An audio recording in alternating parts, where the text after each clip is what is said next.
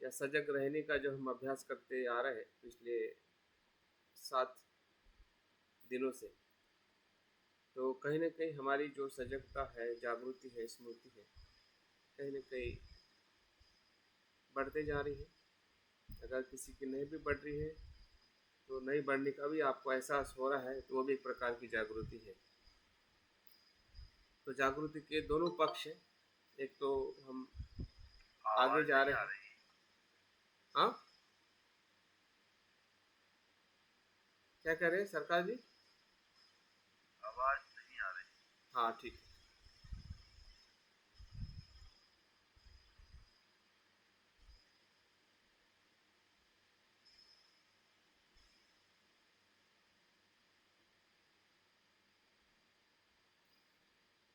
धीरे धीरे आ जाएगी। सुबह का समय है तो आवाज़ में भी थोड़ी गति बढ़ जाती है या कम होती है। तो मैं ये बताना चाहता था कि हमारी जो स्मृति है, दोनों स्तर पर हमें अनुभव करनी है। अगर किसी को या कभी कभी हमारी जागृति का हमें एहसास होने लगता है कि हम जागरूक हो रहे हैं, हमारा मन शांत हो रहा है, हम एकाग्र हो रहे हैं। और कभी कभी हमें ये भी दिखाई देता है कि हम जागरूक नहीं हो रहे, हमारी एकाग्रता भटक रही है, हम एकाग्र नहीं हो रहे। तो उसका भी हमें आनंद या उसका भी हमें एहसास करने की ज़रूरत है कि वो भी एक प्रकार की जागृति है। क्योंकि हमें पता चल रहा है कि हम रुके हुए हैं, हमें बहुत सारी कठिनाइयाँ हैं, समस्या है, जो न्यूरन के रूप में हो या फिर हमारी बैठक के रूप में हो या हमारी कुछ समझदारी के रूप में हो, कुछ कुछ न कुछ कमज़ोर है। तो उस कमज़ोरी का एहसास, ये भी एक प्रकार की स्मृति है, जागृति है और प्रज्ञा भी है। तो ऐसा हम कह सकते हैं कि इतना तो ज़रूर हमें एहसास कि हम सही में कहाँ पर है और कहाँ से हमें जिस दिशा में जाना है, उस दिशा में हम जा पा रहे हैं या नहीं जा पा रहे। आवाज नहीं आ रही। फिर आपकी प्रॉब्लम है सरकार जी। जी, आवाज आप नहीं आ रही। आप आपके मोबाइल के आवाज आ रही है। सरकार जी, आप आपके मोबाइल के साउंड को बढ़ा दीजिए। ठीक है। अगर आवाज़ नहीं आती तो बाकी लोगों को भी मेरी आवाज़ नहीं आती, तो आपका खुद का मोबाइल का कुछ सेटिंग हो सकता है, तो थोड़ा आप उसके आवाज़ को बढ़ा दीजिए।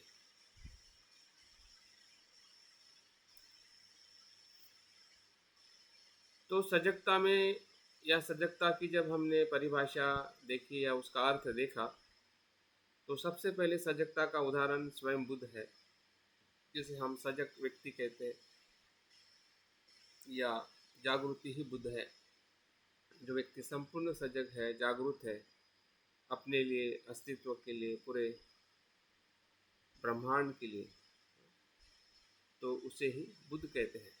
बुद्ध मतलब जागरूक व्यक्ति, जागरूक मन, जागरूक चित्त और चेतना। तो जब हम जागरूक या सजगता को बुद्ध के रूप में जब देखते हैं, तो उस जागृति में दोनों पहलू हैं या अनेक पहलू हैं, मिनिमम दो है। तो दो पहलू से हमने बुद्धत्व को देखना चाहिए। एक तो बौद्धिक रूप में, समझदारी के रूप में, जिसे हम प्रज्ञा कहते हैं। हमारी जो सोच है, हमारी जो दृष्टि है, करते करते करते करते हम मिथ्या दृष्टि को, सत्काय दृष्टि को, अहंकार को, आसक्ति को जैसे हम छोड़ते जाते हैं, टूटते जाते हैं, वैसे वैसे हमारी जो सोच है, बुद्धि है, और परिपक्व और शुद्ध होने लगती है, जिसे हम जागृति का एक स्तर कहते हैं। और जैसे हम उस स्तर पर पहुंच जाते हैं कि हमें अनित्य, अनात्म, दुख, मैं, ये मेरा नहीं है, मैं नहीं हूँ, इस प्रकार के कुछ दृष्टि है या अनुभव जब हमें होने लगते हैं, हमारी काया में हो या हमारे मन में, देखने में, सुनने में, हर जगह पर, हाँ, जब हम मन की बात करते हैं, तो मन कोई ऐसी चीज़ नहीं है कि वो एक जगह पे है, वो हर जगह पे है। आपके सुनने में मन है, आपके देखने में मन है, आपके चलने में मन है, अंदर भी है, बाहर भी है। तो मन को आप सिर्फ ध्यान में ही जो हमें समझ में आता है या दिखाई देता है वही मन, आवाज नहीं आ रही। वो आपकी दिक्कत हो सकती है सरकार जी। आप सबको आवाज आ रही, सभी को आप आवाज आ रही ना सर। आप सरकार जी आप रिमूव होके फिर से ज्वाइन करिए, आपका माइक्रोफोन ऑफ है। रिमूव होके आप फिर से ज्वाइन करिए, आप रिमूव हो जाइए और फिर से ज्वाइनिंग करिए सरकार जी। हम सभी को फुल आवाज आ रही है। हाँ हाँ, आप रिमूव होके ज्वाइन करिए, प्रयास करिए एक बार, हो सकता है। नहीं तो मैं यहाँ से आपको रिमूव करता हूँ और फिर से आप ज्वाइन हो जाइए, आपकी समस्या हल हो जाएगी।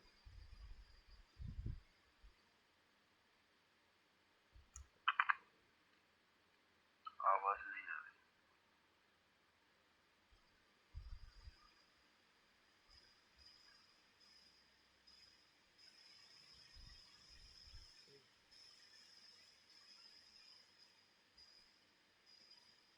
तो कहने का मतलब ये है कि हमारी जो सजगता है, स्मृति है, जागृति है, उसके दो पहलू को हमें समझना है और उसका अनुभव करना है। जो अभी तक हमने अपनी जो तर्क शक्ति है, बुद्धि है, अनुभूति है, उसका विकास करते करते हमने अपनी जो मिथ्या दृष्टि है, अहंकार है कि मैं हूँ, मेरा है, ये ऐसा ही होता है, ऐसा ही रहना चाहिए, शरीर के प्रति जो हमने धारणा बनाई है, और ये अज्ञान और अजागृति के कारण बनी है।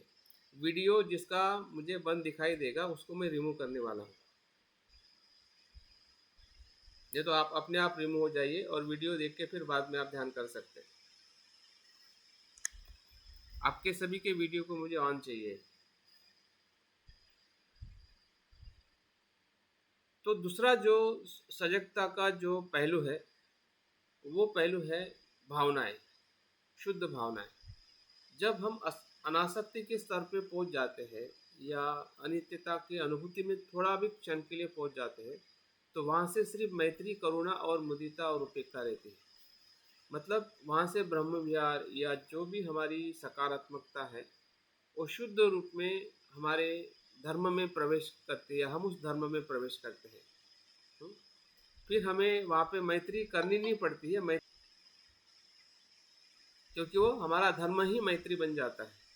अभी हमारा अज्ञान के कारण हमारा धर्म जो है वो द्वेष है, लोभ है। हमारे चित्त का जो अकुशल धर्म है, जब हम अज्ञान में, अजागृति में रहते हैं और उसी ही के कारण हम उसी प्रकार के व्यवहार काया वाचा मन से करते हैं।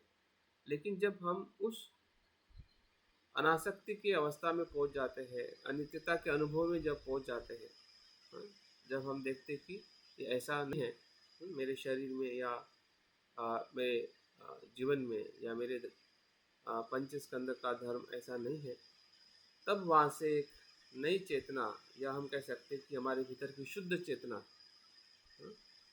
वो जगह ले लेती है। अभी तक शुद्ध चेतना है लेकिन वो अंदर दबी हुई है। क्यों? क्योंकि जो अशुद्ध चेतना है, अकुशल है, क्लेश है, उस आवरण से वो ढकी हुई है। कभी कभी थोड़ी ऊपर आ जाती है और फिर से नीचे चली जाती है। लेकिन जब हम अस्तित्व को उसके सही स्वभाव में देखते हैं, अनुभव करते हैं, स्रोत जो है हमारे चित्त का, हमारे धर्म का, जिसे हम शुद्ध धर्म कहते हैं, हाँ, जिसमें ना द्वेष होता है, ना लोभ होता है, तो क्या होता है? सिर्फ मैत्री, करुणा, हाँ, और सभी जो सकारात्मकता के जो भी तत्व है, धर्म है, वही प्रवाहित होने लगते हैं। वही हमारा जीवन होता है, वही हमारा कर्म होता है, जिसमें बंधन नहीं है।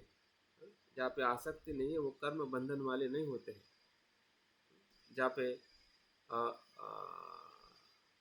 अज्ञान नहीं है, वहाँ पे कर्म जो है होते हैं लेकिन बंधन वाले नहीं होते, बांधने वाले नहीं होते, वो सहज होते हैं। जैसे कि पानी का धर्म बहना है और शीतलता है, तो उसी धर्म से वो अपना कार्य करता है। तो जो प्रज्ञा का चित्त है, मुक्त चित्त है, अनासक्त चित्त है, उसका धर्म शुद्ध शुद्ध और शुद्ध ही होता है। तो इस प्रकार से जो ये 4 ब्रह्म विहार है,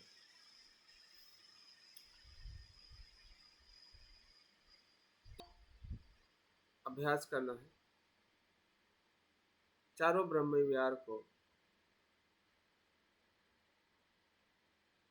4 पद्धति में हम करने का प्रयास करेंगे। पहली पद्धति में हम मैत्री भावना करेंगे। मैत्री भावना में जो विषय है सुखी होने का, सुख की भावना अपने लिए और संसार के सभी जीव मात्रा के लिए। तो इसका विषय है सुख की भावना, कल्याण की भावना, जो अपने लिए है वैसे ही संसार के सभी जीवों के लिए करना, ये उसका विषय है। सुखी व्यक्ति, सुख की कामना। हमने देखा था कि उसका पास का भी शत्रु है और दूर का भी शत्रु है। तो दूर का शत्रु तो काफ़ी समय के बाद में आता है, लेकिन पास का शत्रु हमेशा साथ में होता है। तो कभी भी हमारी मैत्री भावना को तो उस शत्रु को भी पहचानते हुए हमें मैत्री भावना करनी की। क्या वो प्रेम तो नहीं है, अपेक्षा तो नहीं है, हम अपने ऊपर अपेक्षा रख के मैत्री कर रहे हैं, या सही में हम जानते हैं कि हमारे भीतर अच्छाई और बुराई क्या है, उसके परिणाम क्या है, उसका कारण क्या है। क्यों मैं शील का पालन करता हूँ, क्या मुझे पता चला है, क्या उसका परिणाम है। क्यों मैं सुख चाहता हूँ, क्यों मैं दुख से मुक्त होना चाहता हूँ। जब मैं कहता हूँ कि मैं प्रज्ञावान हूँ, सही में प्रज्ञावान हूँ क्या, और प्रज्ञा को मैं देख पा रहा हूँ क्या। तो इस प्रकार से सही अर्थ में हमें अपने भावनाओं को ढूंढना है।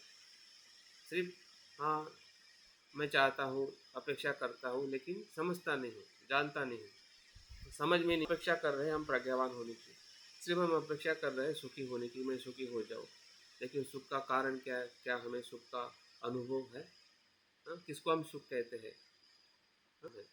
इस प्रकार से जब हम चिंतन करके हमारे अनुभव के स्तर पर जब तक हम परीक्षण नहीं करेंगे, स्वयं पे मैत्री नहीं करेंगे, तो हम सही अर्थ में सुखी नहीं होंगे। हम कितनी बार भी सुखी हो, दुख से मुक्त हो, ये सिर्फ अपेक्षा है, ये प्रेम है, खुद के प्रति सही या सम्यक दृष्टि नहीं है। और उसमें थोड़ा हमें अच्छा भी लगता है कि हमारी मैत्री हो रही है, कि मैं ऐसा अच्छा सोच रहा हूँ। तो अच्छा सोचना मैत्री नहीं है, क्योंकि हम हमेशा अपने लिए अच्छा सोचते हैं, लेकिन कभी करते नहीं है। समझ में नहीं आता कि अच्छा क्या है, बुरा भी समझ में नहीं आता। समझ में नहीं आ रहा है और आप कर रहे हैं, तो अपेक्षा है, प्रेम है। आप प्रेम कर रहे हैं, मैत्री नहीं। तो इस प्रकार से मैत्री को हमें रियलाइज करते हुए खुद के लिए और औरों के लिए वही मैत्री का भाव रखते हैं, तब जाके वो मैत्री भावना सभी के लिए बहते रहती है या वो विकसित होती है। अन्यथा अगर हम अपने ऊपर सही मैत्री नहीं करते, औरों के लिए भी हम सही मैत्री नहीं कर सकते, कि उनके प्रति भी हमारी अपेक्षा रहेगी कि मैं जो सोच रहा हूँ ऐसा ही करना चाहिए, यही सही है। क्योंकि आप अपेक्षा रख के मैत्री कर रहे हैं, आप जान नहीं रहे कि वो व्यक्ति में वो तत्व है, और वो भी उस प्रकार से करने से वो सुखी हो रहा है, हो सकता है, होना ही है। अगर कुशल कर्म करेगा तो सुखी क्यों नहीं होगा, और अकुशल कर्म करेगा तो दुखी क्यों नहीं होगा। तो ऐसे अकुशल कर्म से मुक्त होना और कुशल कर्म की आशा रखना, कर्म करना, इस भाव से जब हम मैत्री करते हैं, तो मैत्री हमें सही में औरों में भी जीवित होते हुए दिखाई देती है। और हमारे शब्द जो है उसके भावना तक पहुंचने का हमें एहसास होता है कि जो मैं सोच रहा हूँ, कर रहा हूँ, वही भाव उसमें भी है। जैसे मुझे दर्द होता है वैसे उसे भी दर्द होता है, जैसे मुझे सुख की कामना है वैसे उसे भी सुख की कामना है, और उस सुख के लिए कुछ प्रयास कर रहा है। हम यथार्थ में देखते हैं, सम्यक दृष्टि से देखते हैं, और उस सम्यक दृष्टि से हमारी भावना उससे जुड़ जाती है। भले वो हमारा मित्र हो, पास में हो या दूर में हो, क्योंकि आपने सत्य को देखा इसलिए जुड़ना सहज हो गया। अगर आप अपेक्षा से देखोगे तो किसी से जुड़ोगे, किसी से नहीं जुड़ोगे। मैत्री प्रेम से भी हम जुड़ जाते हैं, जैसे कि हमारे माता पिता है, भाई बहन है, पत्नी है, बच्चे हैं, रिश्तेदार है, समाज के कुछ लोग हैं, उससे हम जुड़ सकते हैं। उससे आगे हम नहीं जुड़ सकते, क्योंकि बाकी लोगों से हम हेट करते हैं। जहाँ पे अपेक्षा है वहीं तक प्रेम है, और जिसमें अपेक्षा नहीं है उसमें तिरस्कार है, द्वेष है। तो दोनों भी हानिकारक है। अपेक्षा भी हानिकारक है, प्रेम भी हानिकारक है, और देश भी हानिकारक है। मैत्री का तत्व जो है वो दोनों के बीच में है। दोनों को मुक्त करके जो रहेगा वो मैत्री रहेगी। और दोनों तभी मुक्त होगा कि जब हम सजगता से, जागृति से, सम्यक दृष्टि से, प्रज्ञा के तत्व के आधार पर जब उसको हम देखते हैं, करते हैं, तभी वो मैत्री भावना होती है, जिसे हम ब्रह्म विहार कहते हैं। और उसी प्रकार से जैसे हम सुख को मैत्री में देखते हैं, वैसे ही दुख को हम करुणा में देखते हैं। वहाँ पे विषय बदल जाता है। दुख और दुखी व्यक्ति या दुख का अनुभव के साथ में हम उस दुख से मुक्त होने के प्रयासों में, भावनाओं में, या सोच है, या हमारी कृति जो है, उस प्रकार से हम उसको निर्माण करते हैं, विकसित करते हैं। तो वो करुणा भावना है। तीसरी भावना में फिर से विषय बदल जाता है, जिसमें मुदिता भावना कहते हैं। और उस मुदिता भावना के अंदर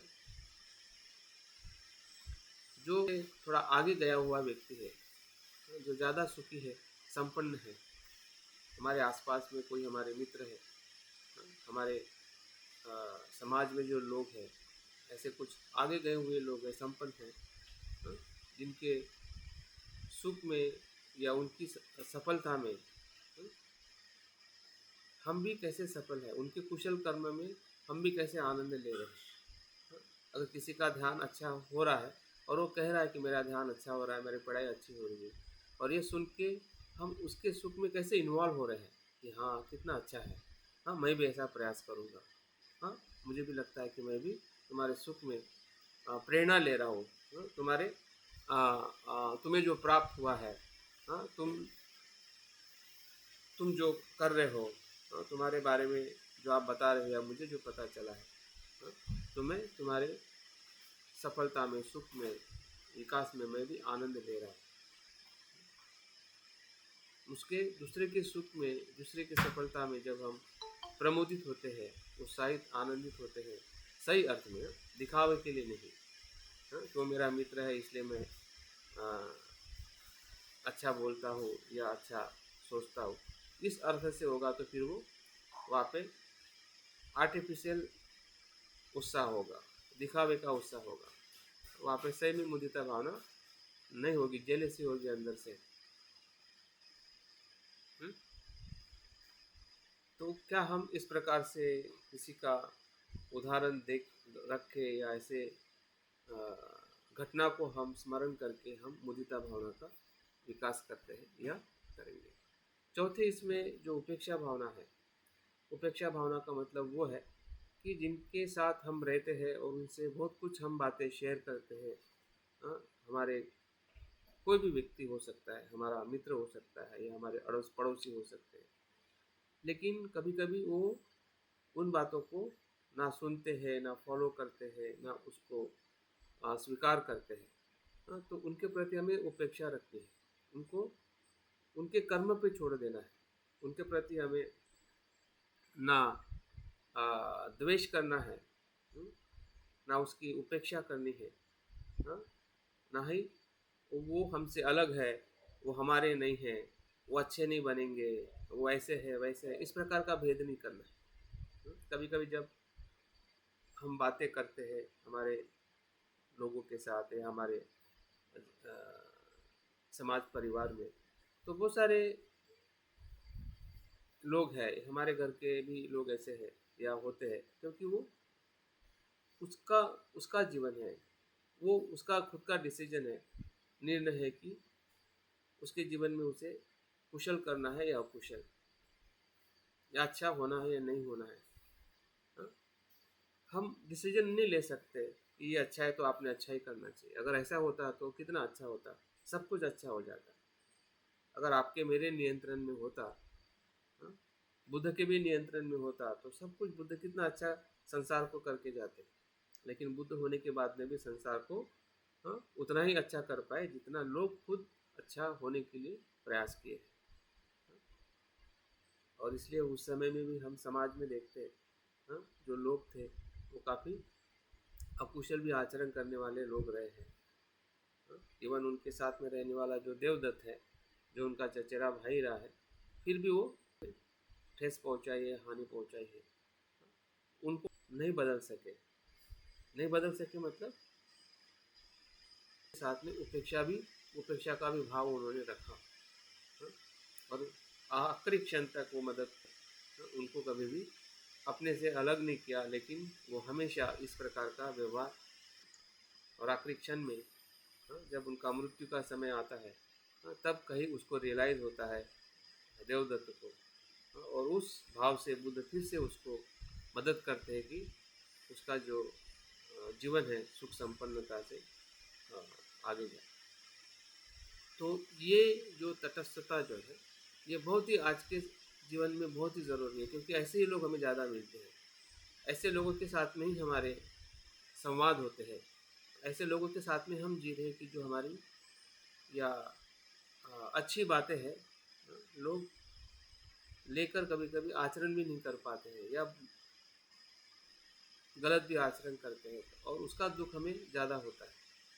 हम पीड़ा में चले जाते हैं, हम निराशा में चले जाते हैं कि यार ऐसा क्यों हुआ, ये, हाँ, ये अलग है, हाँ, ये इससे फिर हम दूर हो जाते हैं, हम निराश हो जाते हैं, हताश हो जाते हैं। और समाज में ऐसी चीज़ें हर मनुष्य से हर जगह पर ऐसा ही हमें कुछ दिखाई देता है। हाँ? और तो हम अगर उनको इस प्रकार से भेद करेंगे या धुतकारेंगे या बाइकआउट कर देंगे तो समाज कभी भी अच्छा बन नहीं पाएगा, और हम समाज को बनाने के लिए कुछ भी नहीं कर पाएंगे अगर हमारे पास में शुद्ध अपेक्षा का भाव ना हो, जिसे हम तटस्थ रहना, साक्षी भाव में रखना अपने आप को, ताकि उसके कर्म को, हाँ, उसके कर्म पे छोड़ के कैसे मुझको मदद, करुणा और मैत्री हमेशा उसके साथ में बनी रहे। तो तटस्थ भाव एक प्रकार से साक्षी भाव है। इसको ही हम विपස්සना का भी भाव कहते हैं कि जब हम विपස්සना से, सम्यक दृष्टि से या प्रत्युत्य समुत्पाद से, उसके कर्म के नियम से जब संसार के अस्तित्व को या किसी भी मनुष्य को देखते हैं, हमारे भीतर उपेक्षा भाव का अनुभव हम कर पाते हैं। तो इस प्रकार से चारों ब्रह्म विहार को हम एक एक स्टेप में, अपनी बैठक आप ले लीजिए, ध्यान का हम प्रारंभ करते हैं।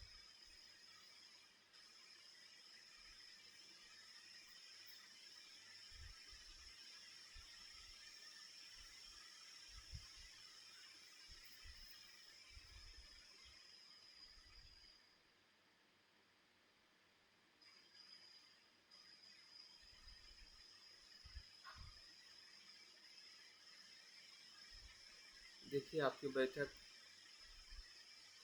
तनाव मुक्त है।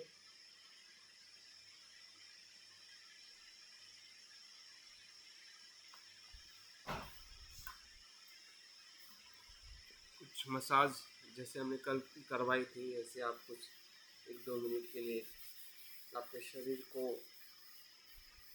जो आलस है उससे भी मुक्ति मिल जाती है।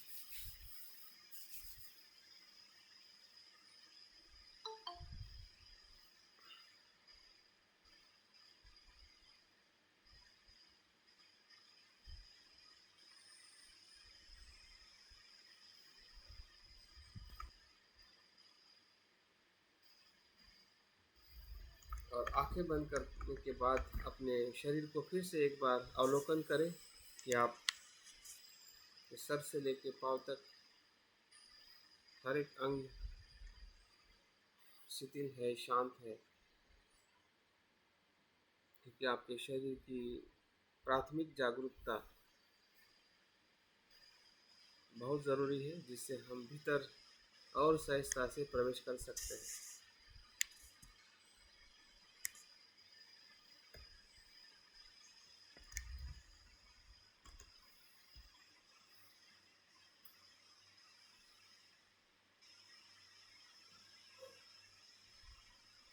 ध्यान के छंद को पहचानिए जो आपका है, उसका आनंद लीजिए कि मेरे भीतर उत्साह है, धम्म छंद है, और वही धम्म छंद श्रद्धा को विकसित कर रहा है,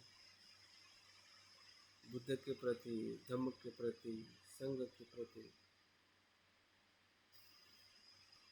जैसे बुद्ध और बुद्ध के सभी अनुयायी जो बुद्ध की शरण में आते हैं, वो इसी ध्यान मार्ग से बुद्धत्व का, सत्य का साक्षात्कार करते हैं। तो हम सभी मार्ग के अनुयायी है, साधक है।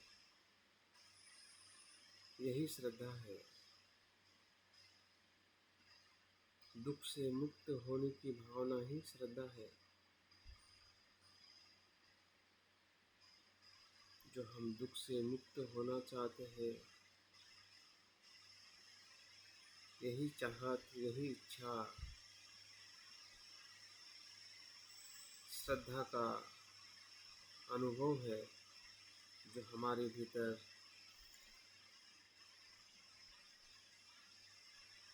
क्षण प्रतिक्षण अनुभव हो रही है।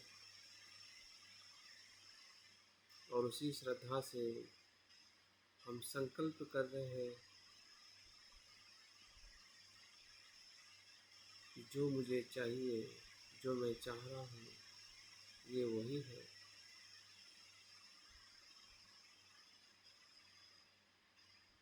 और इसका अनुभव करने के लिए इस समय का संकल्प करें।